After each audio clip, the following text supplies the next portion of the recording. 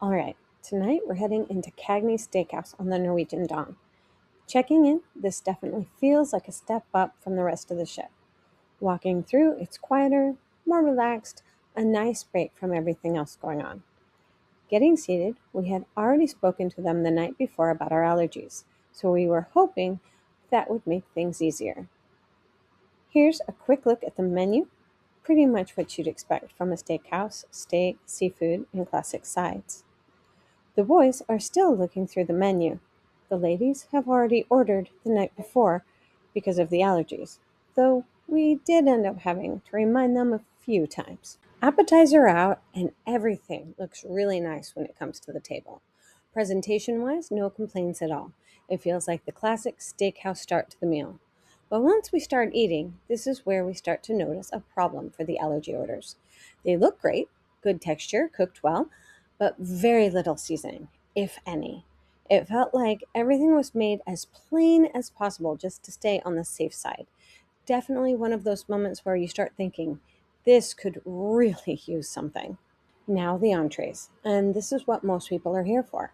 The steaks themselves were cooked really well, temperatures were right, and the quality of the meat was really good. But again, same situation with the seasoning for the allergy meals. It felt like they just left everything off completely.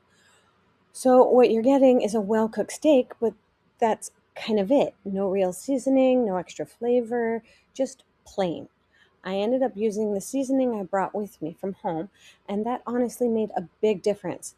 But I don't expect to use it when I'm not at the buffet. Sides came out in the same pattern here. They look great, smallish portions, but for the allergies, again, minimal, if any, seasoning. Everything was just a little too much on the plain side. Once you add a bit to it, it's good, but on its own, not so much.